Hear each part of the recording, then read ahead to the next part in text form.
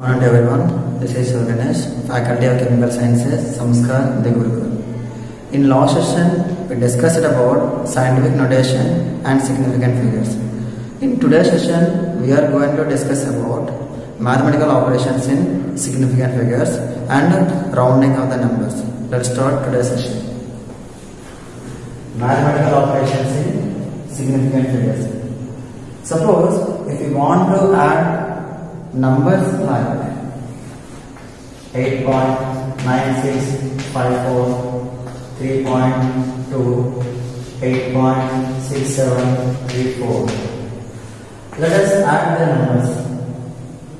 Here 4 plus 4, 8, 5 plus 3, 8, 6 plus 7, 13, 9 plus 11 plus 6, 17, 1, 8 plus 8, 16 plus 117 plus 340. We got 20.7388. In final result, we cannot write the value as it. We will write 20.7. This is because if you see second value, the second value contains only 2 digits. Here significant number is 2. So we will write 20.7 in final digit, final result in multiplication of significant figures. 8.68 into 4.2. Let us multiply this. 2 8 is 16. 1. 2 6 is 12 30. 1. 2 8 is 61. 70. 4 8 is 32. 32 plus 1. 4 8 is 32. 2. 3. 4, 6 are 24. 24 plus 3, 27. 2. 4, 8 is 32 plus 34. 6, 5, 14, 6, 3. Here, decimal is placed after 2 positions. Here, 1 position. So, 3 positions. So, we have to place decimal after 3 positions. That is 6.456. In final result, we will write simple value that is 6.4 because here this number has only 2 significant figures. That's right. In final result, we will write 36.4. So how can we eliminate remaining digits in the given values while doing mathematical operations? There are certain rules to eliminate digits in the significant figures. Let us talk about that. If the rightmost digit to be removed is more than 5, then the preceding number is increased by 1. Suppose the value is 8.657. This is the given value. Now we want to remove rightmost digit from the given value. Here rightmost digit is 7. This 7 is more than 5.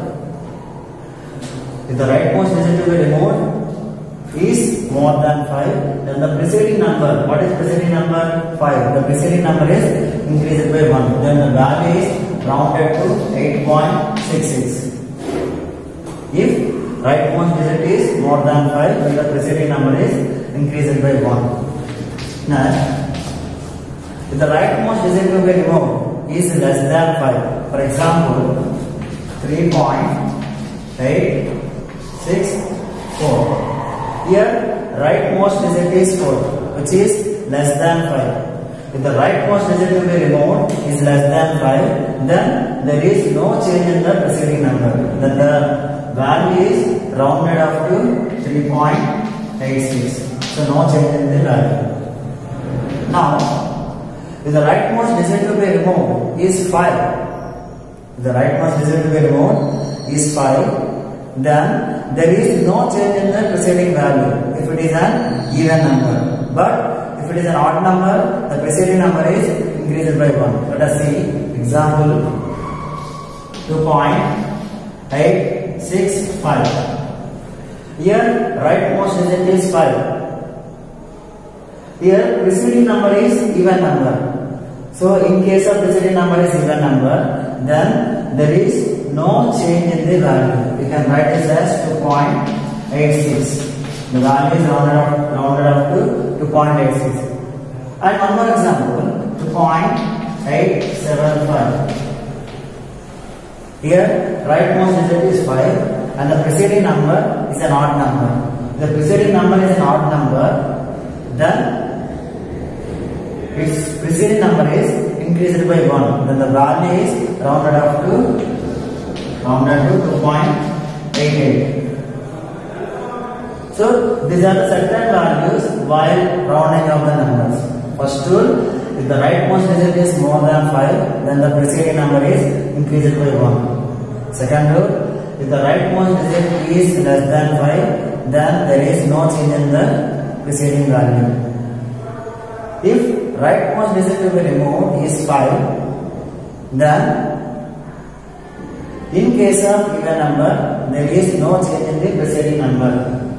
In case of odd number, then preceding number is increased by 1. This is the way we have to rounding up the numbers. And next concept, dimensional analysis. Let us talk about dimensional analysis.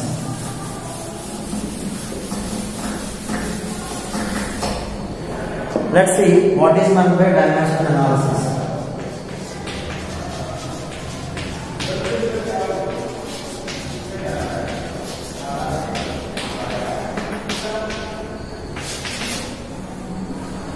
While calculating, it is important all the values must be changed from one system to another system. This is called as dimensional analysis, or called unit factor method, which is also called as unit factor method. I am repeating further. While calculating, we must observe that all the values must be in the same units. If the units are not same, then we have to change from one unit system to another unit system. This is called unit factor method or dimensional analysis. For example, we want to convert inches into centimeters. Let us convert to let us convert 3 inches. 3 inches into centimeter.